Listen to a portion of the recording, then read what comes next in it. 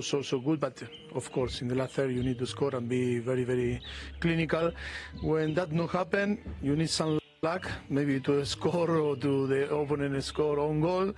And when you score, always is, you know, is after the second half. I think it was difficult because we conceded, I think, the first chances that we conceded, and then was tough because it was difficult to break down the defensive block. You talk about the team not being able to be clinical enough today. What's that down to? Is there a lack of confidence in front of goal? What do you see the reason for it? I think it's about we need to talk about many things. It's about not only confidence. It's about, you know, better decision. You know, yes. Too many things, too many factors that can have influence. But I think we have suffered this from the beginning of the season. I think the team play well, the team dominate and create chances. And yes, it's really disappointed. You know, really the frustration is arrive to the team. No, when we concede, and then you start to take, you know, to right decision, no right decisions, and start to play rush, and you know we. Didn't have, you know, the calm and the relax to say keep going playing because we are going to score. That was really disappointed, no, because we were better team, better side, but on the end we conceded 2 goals. On the end, well, okay, the last is amazing because in the way that happened. But I think yes, really disappointed. You talk about that second goal. Robert Sanchez was criticised last week for an error that led to Arsenal getting back into the game against you. How is he handling the criticism since his move to Chelsea, and how can you help him?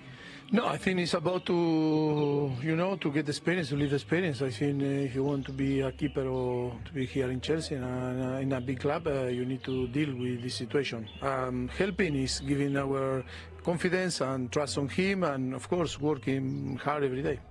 Your only win at Stamford Bridge in the Premier League this season was against Luton. When does the home form start to become worrying for you? No, of course. I am not happy. I think the player also, all the club is not happy about the run.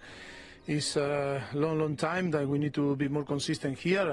Yes, very disappointed with this. Of course, worry, I don't know is the right word, but of course, yes, we feel the responsibility that we need to change that dynamic.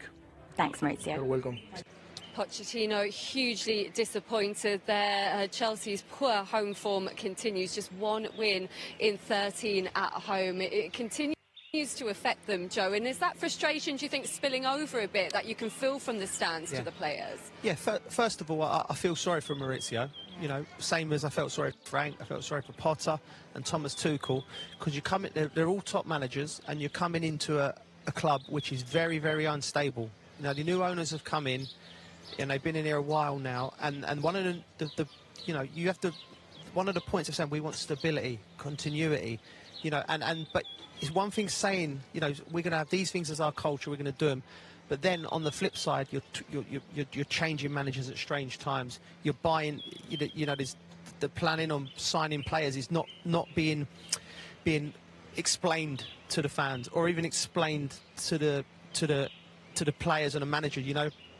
So you've got that on top of that. So I feel sorry for the coaches, you know, and their heads ultimately will roll like the previous managers before them.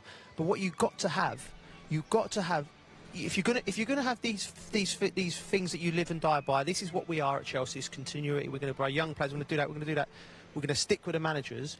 Well, then you've got to live them values every day. It's easy to write them down on a bit of paper and have them written down all over your training ground and tell them to the media. But you know, I don't know the structure. You know, I know there's 3 or 4 guys on recruitment. There's a couple that do this and they do that, and then, you know, Todd Bowley was last year, and now he's taken a back seat. You don't see him at the stadium. So the fans are ultimately, the communication isn't getting where it needs to get with the fans.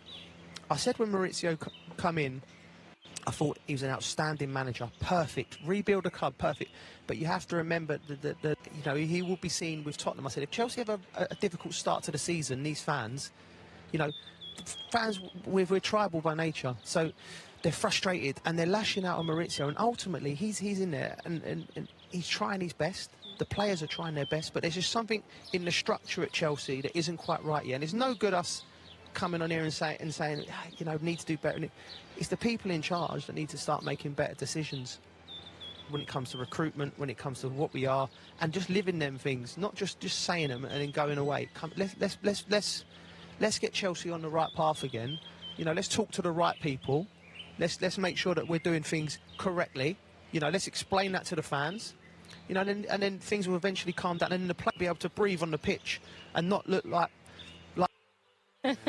So it's like it's frustrating for me, and you know, I just feel like it's Tottenham next, Joel. Yeah, and Man City. That's the do you thing, share the frustration? I do share the frustration, and I think the structure of the club, there has been so much turmoil, and you know, there's been lots of people that have left the club, and then lots of people that have come in on and off the pitch.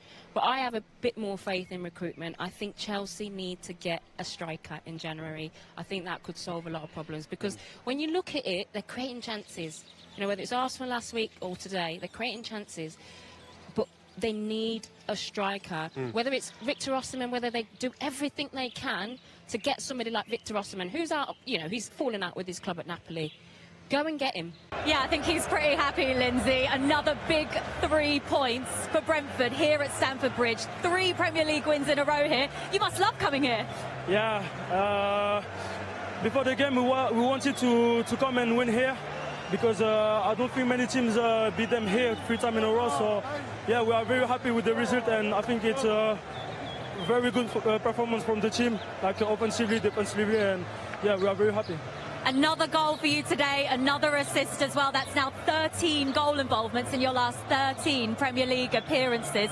You must have been buzzing when you saw the keeper come out. Yeah, of course. When I've seen him coming high, I've said to myself, if they don't score and we have the possibility to counter-attack, it's like a very good opportunity. And yeah, at the end we did. And I wanted as well Neil to score his first goal here, but yeah, I'm very happy with this.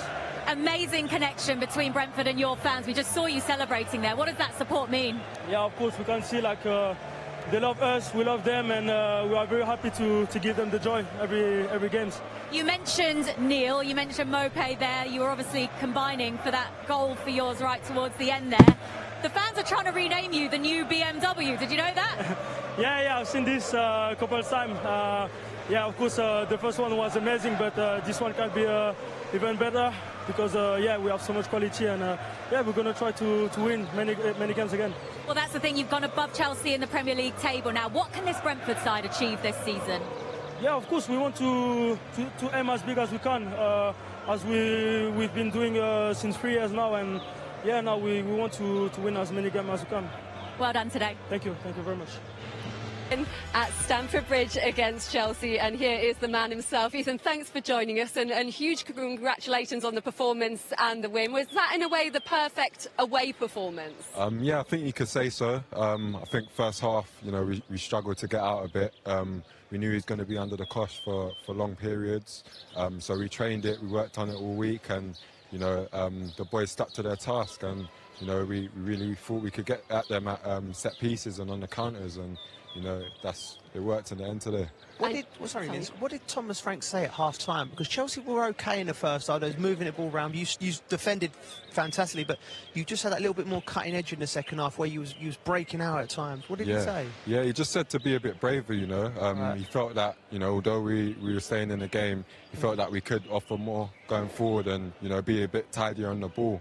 So, you know, he just tried to give us that extra bit of confidence and, you know, told us to be brave. You know, we're still in the game and it's all to play for. And, you know, we've been in similar positions before, and yeah, just keep going, really. Should we have a look at your goal? You love a big goal, don't you? You scored the winner against City at the end of last season, but this is your first one this season. How pleased were you with the header? Yeah, no, I was buzzing. Obviously, the corner, the long throw routines, we work on them quite a lot.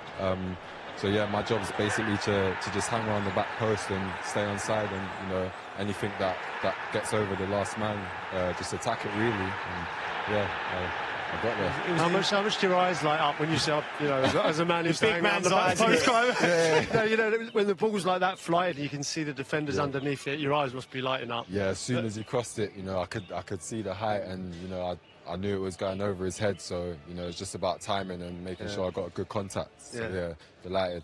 Well done, well done. Ethan, what is it about Stamford Bridge for this team, for you guys? You talk about, you must have been confident coming off the back of wins last year at Stamford Bridge as well, and another one today. Yeah, we were really confident. Obviously, we know they're a top quality side. In the last, few weeks, we've seen their performances raised, so we knew it was going to be really difficult. Yeah. They got quality all over the pitch.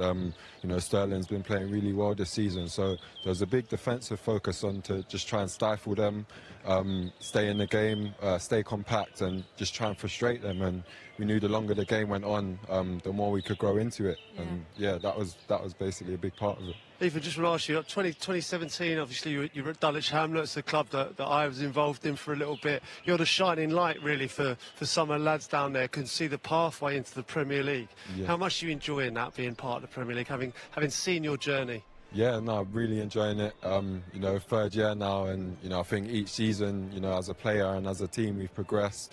And yeah, I think it's a good example to a lot of boys that ain't in the league at the late teenage years. 16, 17, 18.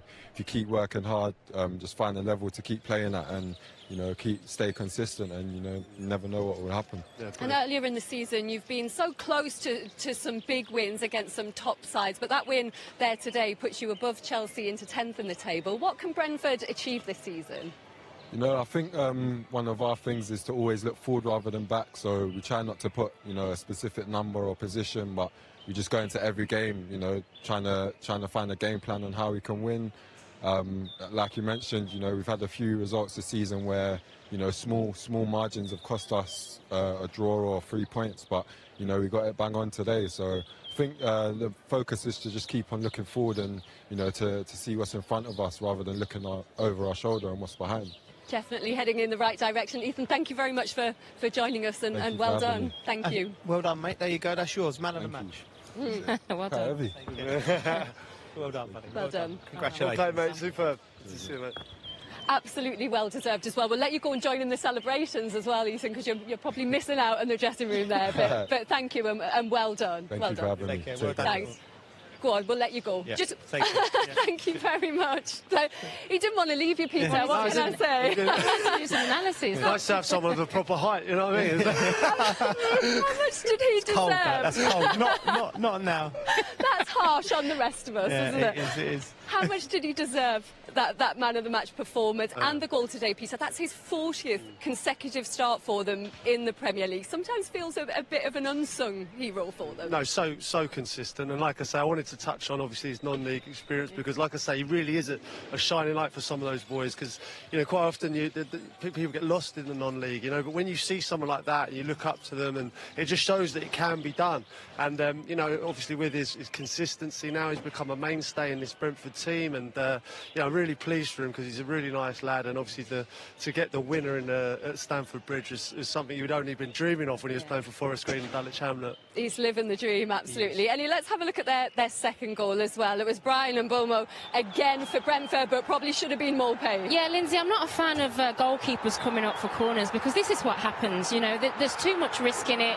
Obviously, Mopay just about caught up by Sanchez, but it's an open goal from Breno. But I just don't think Sanchez should go up. And it looked like Pochettino wasn't happy with it either. He was sort of pointing and wagging his finger. Once he did go up, though, he had some pace to get back on. He tried his best. I've got a feel for him, because I've been in that where he hasn't scored for a long time. It's 30-odd games he hasn't 32. scored. He's got an open goal, and the goalkeeper's got back. You got a feel for him, but it was a great breakaway goal. It's not his fault, the goalkeeper's who saved Oh, no, my God, he was